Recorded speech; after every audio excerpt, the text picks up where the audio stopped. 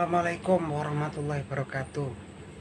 Selamat malam para sedulur YouTube. Ketemu lagi dengan saya Agung Wijanarko. Seperti biasa para sedulur, di malam hari ini kita akan ngobrol-ngobrol santai seputaran tema-tema ataupun topik-topik yang lagi hangat, yang lagi viral di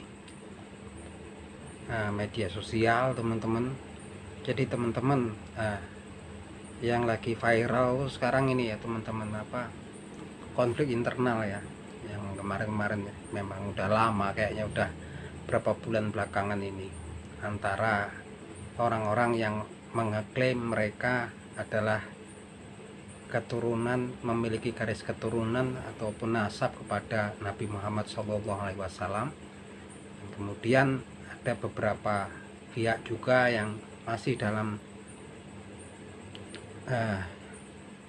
kelompok kaum muslim, orang-orang Islam juga gitu kan, dalam jamaah orang muslim, yang mempertanyakan apa itu keabsahan, keaslian daripada apa itu nasab atau garis keturunan itu ya teman-teman. Nah, saya sendiri juga udah hari ini gitu kan masih saling silang pendapat ya tentang hal seperti itu. Tapi saya sendiri sebagai seorang muslim, saya nggak begitu ambil pusing dengan hal tersebut gitu kan. Kalau saya sendiri, saya merasa sebagai ya orang Indonesia gitu kan, merasa saya juga memiliki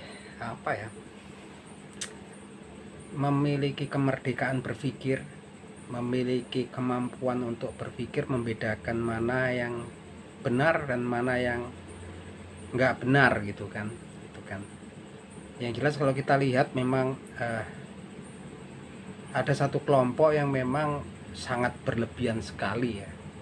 Sepertinya kalau kita lihat pakai akal sehat kita pun, saya sendiri juga nggak habis pikir gitu kan, untuk mengerti apa yang mereka dikelirin gitu. Juga saya lihat di medsos tuh ceramah-ceramah tertentu gitu kan, sampai saat ini juga saya juga susah untuk mengerti. Sampai mungkin nggak perlu saya tunjukkan di medsos, teman-teman juga bisa lihat, karena memang sekarang tuh tracking jejak digital mudah kita ketahui gitu kan. Ada beberapa kelompok gitu kan, dari beberapa kelompok orang tuh yang kemudian ada yang berceramah mengatakan bahwasanya ada seseorang dari golongan mereka gitu kan, yang kemudian memiliki karomah hingga bisa ketika ada orang yang pendosa kemudian lagi diazab kubur oleh malaikat mungkar dan nangkir gitu kan, di alam kubur nih ya teman-teman. Kemudian karena mengganggu suara siksaannya, jeritan disiksa itu mengganggu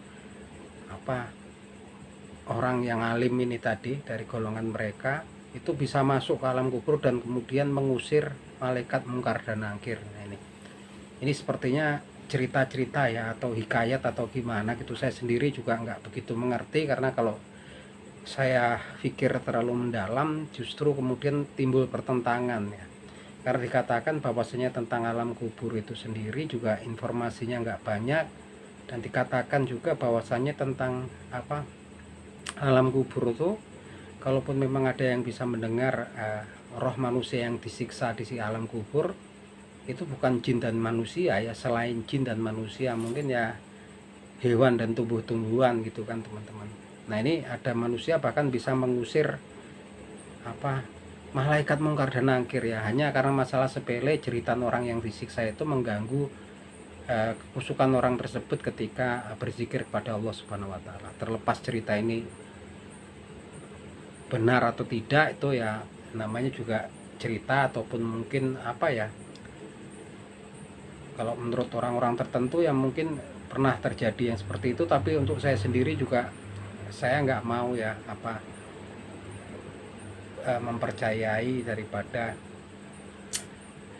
hal-hal yang sebetulnya juga jauh dari akal pikiran saya ketika berpikir tentang hal-hal yang bersifat religius gitu kan. Kalau kemudian riwayatkan bahwasanya Nabi Muhammad SAW bersama Jibril naik buruk bertemu Allah Subhanahu wa taala di Sidratul Muntaha sana di atas gitu kan. Itu saya percaya ya. Percaya sepenuhnya gitu kan, karena itu adalah mukjizat ataupun yang diberikan Allah Subhanahu wa taala kepada para nabi dan rasulnya. Tapi kalau kemudian bukan nabi ataupun rasul dan kelihatannya agak aneh gitu kan, saya juga nggak mau gitu kan, nggak mau untuk merespon ataupun melihat ikut serta terlalu jauh gitu kan. Yang jelas kalau mau tahu juga teman-teman ada kan itu jejak digital, tulis saja gitu kan, orang manusia yang mengusir malaikat mungkar dan nangkir ketika menyiksa seseorang pendosa di alam kubur gitu kan. Itu apa ya, terserah lah gitu teman-teman mau percaya atau enggak gitu kan. Yang jelas saya juga berpikir bahwasanya sekarang ada pihak-pihak tertentu yang kemudian memang dalam dalam ceramah mereka lebih banyak bercerita tentang hal-hal yang sepertinya bersifat supranatural gitu kan, terlepas itu pernah terjadi atau tidak, dan itu merupakan kebebasan saudara-saudara saya yang seiman untuk mempercayai atau enggak. Itu kalau saya sendiri saya agak enggak mau percaya yang seperti itu kan. Kemudian dikatakan bahwasanya sampai saking mulianya gitu akan ada salah satu kelompok orang dari mereka gitu kan yang menyatakan bahwasanya tisu yang terkena keringat mereka pun itu dihargai 200 juta juga enggak setimpal gitu kan. Waduh, kata saya, kalau saya nggak mau, teman-teman nggak tahu kalau teman-teman gitu. Nah ini kayaknya justru sebetulnya kalau kita ini ketika orang-orang yang awam beragama gitu kan seharusnya memang mendapatkan bimbingan gitu kan, yang nggak bikin kita bingung dan rancu gitu kan. Yang jelas nggak yang rancu. Nah sekarang ini memang ada pihak-pihak tertentu yang mengatasnamakan nasab garis keturunan dengan keistimewaan khusus kepada mereka. Bahkan saya sendiri juga mengingatkan teman-teman selalu kan, karena Allah Subhanahu wa taala pun berfirman di surat Al-Hujurat ayat 13 kan, Bismillahirrahmanirrahim, Inna khalaqnakum min zakari wal unsa wa ja'alnakum syu'uba wa khobba ila lita'araf. Syu'uba wa khobba ila lita'araf. Inna a'ramakum indallahi atqakum innallaha alimum khabir. Yang artinya sebagai berikut, inna khalaqnakum min suhuba inna khalaqnakum min zakari wal unsa, sesungguhnya aku menciptakan kalian dari seorang laki-laki dan dari seorang perempuan, wa ja'alnakum suhuba wa khoba ila lita'aruf, dan kemudian aku menjadikan kalian berbangsa-bangsa, bersuku-suku, ilali ta'aruf, untuk saling mengenal ya, satu sama lain. Diikuti kemudian inna akramakum indallahi atqakum, sesungguhnya dari kalian yang paling mulia dari sisi kalian adalah hamba Allah Subhanahu wa taala yang paling takwa. Di situ kan saling mengenal, dilanjutkan itu kan. Allah ini selalu berkaitan ya, satu ayat dengan ayat yang lainnya. Dilanjutkan ada penjelasannya kan gitu kan. Saling mengenalnya didasari oleh apa gitu kan. Setiap ayat Allah kan seperti itu kan. Seperti kalau di Al-Baqarah kan, Alif Lam Mim dzalikal kitabu la raiba fihi hudalil kitabu hudalil muttaqin. Nah, itu kan Alif Lam Mim dzalikal kitabu la raiba fihi. Ini stempelnya Al-Qur'annya, zalika, ini kitab Alkitabu Al-Quran ini la raiba fihi, nggak ada keraguan di dalamnya. Hudalil mutakin, petunjuk untuk orang-orang yang beriman. Orang-orang yang beriman seperti apa? Alladzina yu'minuna bil ghaibi wa yuqimuna sholata wa mimma razaqnahum yunfikun. Orang beriman itu yang seperti apa kan? Alladzina yu'minuna bil ghaibi orang-orang yang kemudian beriman kepada hal yang gaib seperti Allah, malaikat Allah gitu kan, hari kiamat, itu hal-hal yang gaib kan. Alladzina yu'minuna bil ghaibi wa yuqimuna sholata, yang mereka mendirikan sholat, wa mimma razaqnahum yunfikun. Alif lam mim dzalikal kitabu la raiba fihi hudal lil muttaqin alladzina yu'minuna bil ghaibi wa yuqimuna sholata wa mimma razaqnahum yunfikun. Selain sholat dan mereka mensedekahkan apa kan, razaqnahum yunfikun, rezeki-rezeki yang diberikan kepada mereka, mengeluarkan zakat dan sedekah daripada rezeki yang diberikan Allah pada mereka. Artinya dari satu ayat ke ayat yang belakangnya itu, yang ayat di depannya ada penjelasannya di belakang itu kan.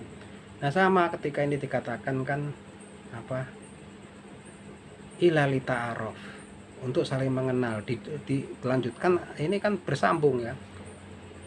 Inna aromakum indallahi, inna aromakum indallahi atqakum. Sesungguhnya didasari dengan persamaan, didasari dengan kemuliaan apa, enggak, bukan menyombongkan ataupun apa mengistimewakan garis-garis nasab keturunan mereka ya, dengan apa keistimewaan gitu kan, yang luar biasa gitu kan, yang saya juga ngerti karena di situ bilangin inna aromakum indallahi atqakum, sesungguhnya yang mulia di sisi Allah Subhanahu wa taala adalah yang paling besar takwanya di sisi Allah. Sambung lagi, innallaha alimun khabir, Allah tahu tuh mana yang paling besar takwanya gitu, maha tahu dan maha teliti gitu kan. Nah itu teman-teman ya, Allah sendiri udah memberikan tuntunannya di situ seperti itu kan. Kalau memang kemuliaan itu hanya karena atas dasar apa nasab atau keturunan semata gitu kan, gimana kemudian diceritakan dalam sejarah bahwasanya ada seseorang yang putra musuh besar Islam, yaitu Abu Jahal. Abu Jahal itu musuh besar Islam yang memang dia ngejar-ngejar Rasul, niatnya untuk menghancurkan Islam dan membunuh Rasulullah SAW, yang kemudian Abu Jahal ini mati ya dalam perang Badar. Beliau itu punya anak namanya Ikrimah ya. Ikrimah bin Abu Jahal yang kemudian membenci Islam dan membenci Nabi Muhammad SAW gitu kan. Dendam dia karena orang tuanya, bapaknya kemudian mati di perang Badar, yang kemudian ketika peristiwa Fathul Makkah gitu kan, beliau menyerang ya. Padahal waktu itu yang kaum Quraisy sudah apa menyatakan nggak boleh menyerang ketika pasukan muslimin yang dipimpin Nabi Muhammad SAW masuk ke Mekah. Tapi kemudian karena memang dendam pribadi dengan beberapa rekan-rekannya juga, Ikrimah bin Abu Jahal ini nyerang dan kemudian kalah, kemudian kabur ke Zaman ya teman-teman. Sampai kemudian istrinya meminta apa maaf kepada Rasulullah SAW untuk dimaafkan suaminya. Kemudian Ikrimah pun balik bertobat dan kemudian berbaiat kepada Rasulullah SAW dan kemudian masuk Islam ya di situ kan. Dan akhirnya beliau menjadi sahabat ya, seorang hamba Allah Subhanahu wa taala yang taat. Dan alhamdulillah kemudian pada waktu peristiwa perang Yarmuk, yaitu peperangan kaum muslimin dengan kaum orang Romawi, waktu itu dipimpin panglima perangnya adalah Khalid bin Walid. Ikrimah bin Abu Jahal ini menjadi seorang syahid ya, mati syahid di situ sebagai seorang yang taat, seorang yang pemberani, seorang yang memang betul-betul berjuang di apa bendera Islam gitu kan. Beliau menjadi salah satu dari 3 orang sahabat yang mati syahid di perang Yarmuk ya gitu kan. Itu artinya beliau juga mati syahid gitu kan. Luar biasa sekali, dari seorang garis keturunan seorang yang pembenci agama Islam, pembenci Rasulullah SAW dan juga pembenci agama Islam. Dari garis keturunan itu kemudian muncul seseorang yang taat, seseorang yang kemudian jadi dermawan. Beliau mensedekahkan sebagian besar hartanya untuk kaum muslimin gitu kan. Kemudian akhirnya menjadi seorang yang taat, beribadah gitu kepada Allah Subhanahu wa taala dan membantu muslimin waktu itu untuk mengalahkan musuh-musuh Islam ya, dan beliau kemudian akhirnya wafat syahid di medan perang Yarmuk ketika pasukan muslimin melawan orang Romawi, meninggal dengan 2 orang kawannya ya, bertiga gitu, dengan 2 orang sahabat gitu kan. Banyak yang meninggal memang akhirnya, tapi salah satunya kemudian itu ya, Ikrimah bin Abu Jahal. Jadi itu dari kisah itu juga artinya seseorang yang dari nasab atau keturunannya juga seorang pembenci Rasulullah SAW, pembenci Islam, tapi kemudian beliau bertobat gitu kan, kemudian takwanya besar, menjadi seorang mengikuti jalan yang lurus, akhirnya pun dari garis keturunan yang seperti itu menjadi seorang yang mulia di sisi Allah Subhanahu wa taala. Itulah Ikrimah bin Abu Jahal, dan itu bisa untuk pelajaran untuk kita. Itu teman-teman. Jadi kalau jelas memang keturunan itu betul keturunannya Nabi Muhammad SAW, itu pastinya wajib ya, kita sebagai muslim otomatis 1000% pastinya kita akan mencintai, menyayangi, menghormati daripada keturunan Nabi Muhammad SAW. Tapi dengan catatan ya, memang betul-betul keturunan Nabi Muhammad SAW. Terlepas dari itu, apa yang terjadi di negara kita ini teman-teman, mungkin nggak ada salahnya juga kalau kemudian ada saudara-saudara kita seiman gitu yang mempertanyakan keaslian ataupun keabsahan gitu ya. Kalau memang betul-betul asli absah, kemudian ada tes-tes saintifik yang memang diharapkan bisa membuktikan gitu kan, kalau memang betul-betul ada, apa salahnya gitu kan, agar biar clear dan nggak terjadi pro kontra di kalangan internal umat Islam. Itu yang suatu langkah yang bijaksana ya. Jangan kemudian malah kemudian dibalas dengan yang panas-panas, sebetulnya akhirnya intrik, terjadi gesekan kan, friksi antara internal umat Islam sendiri gitu kan. Terlepas dari itu teman-teman, ini banyak sekali memang orang-orang sekarang yang oknum-oknum yang kemudian berusaha untuk mempengaruhi masyarakat kita ini, karena memang kelemahannya memang masyarakat kita ini memang punya inten yang sangat kuat terhadap hal-hal yang bersifat supranatural, terus kemudian fanatisme terhadap sesuatu, terus kemudian kultus individu ini yang bisa dimanfaatkan oleh oknum-oknum tertentu, yang doktrin-doktrinnya juga sepertinya bisa menjajah jalan pikiran kita. Kita ini bangsa yang bermartabat, kita udah merdeka udah puluhan tahun yang lalu gitu kan. Ada baiknya kita untuk saat ini untuk menjaga harkat martabat kita ya, menggunakan akal pikiran kita untuk memilah mana yang betul-betul baik dan benar gitu kan, dan mana yang sebetulnya nggak perlu kita ikuti gitu kan. Orang mau bercerita seperti apa, mendoktrin kita seperti apa, tapi kalau kemudian kita nggak meresponnya kan sudah gitu kan teman-teman. Karena ini kan sekarang memang didengungkan tuh, kalau di tracking di media sosial banyak sekali, bahkan dikatakan bahwasanya belajar dari salah satu orang dari kelompok mereka yang itu lebih baik gitu kan, daripada belajar daripada 70 ulama atau ustadz ya gitu kan. Ini kan seakan-akan kan ada pembedaan gitu, kasta seperti ya gitu kan. Kita ini orang agama Islam gitu kan, ada kasta-kasta tertentu yang sebetulnya kalau dipertanyakan malah menimbulkan pro dan kontra dalam kalangan umat Islam sendiri. Itu jejak digitalnya ada ya teman-teman.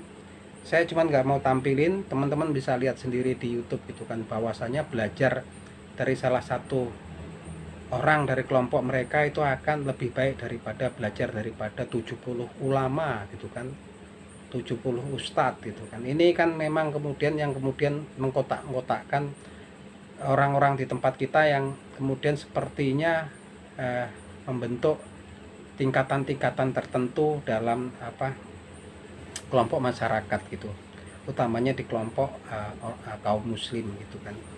Nah, yang seperti ini tentunya akan menimbulkan banyak pro kontra, dan saran saya kepada teman-teman itulah tadi, simple aja, ketika kita hidup beragama ini kita dikaruniai akal pikiran, oleh Allah Subhanahu wa taala untuk berpikir yatafakarun. Cukup kita belajar dari Al-Qur'an, langsung dari Al-Qur'an dan hadis, pasti Allah akan membantu kita, kemudian kita beribadah sesuai kemampuan kita, teman-teman, gitu kan. Yang simpel-simpel aja, dan yang aneh-aneh seperti itu sebetulnya ya nggak perlu kita respon gitu, teman-teman. Oke, gitu aja teman-teman ya, semoga bermanfaat. Ingat-ingat teman-teman bahwasanya dikatakan inna akramakum indallahi atqakum, sesungguhnya bahwasanya hamba yang paling mulia di sisi Allah Subhanahu wa taala adalah yang paling besar takwanya. Bahkan seseorang Ikrimah bin Abu Jahal adalah seorang anak Abu Jahal, seorang pembenci ataupun musuh besar Rasulullah SAW, dan kemudian musuh besar Islam pun kemudian karena memang betul-betul ingin bertobat, kemudian ingin mengambil jalan lurus masuk Islam, kemudian menjadi seorang yang ahli ibadah, ahli sodakoh, kemudian beliau juga akhirnya mati syahid di jalan membela agama Islam, gitu kan. Itu suatu pelajaran ya untuk kita semua. Intinya kalau memang betul-betul ada yang kelompok tertentu yang memang anak keturunan nasabnya tersambung pada Rasulullah SAW, adalah kewajiban kita untuk selalu menyayangi, menghormati mereka, gitu kan. Dan itu tampak ya ketika kita seorang muslim melakukan sholat di tahiyat awal dan akhir selalu mendoakan Nabi Muhammad SAW beserta keluarganya. Itu aja teman-teman. Tapi kalau kemudian ada yang mempertanyakan keabsahan ataupun keaslian daripada garis nasab keturunan dari kelompok tertentu, itu sebetulnya juga sah-sah aja ya teman-teman, sah-sah aja, dan kalau bisa dibuktikan apa salahnya. Oke, gitu teman-teman. Akhir kata, wabillahi taufik wal hidayah. Wassalamualaikum warahmatullahi wabarakatuh.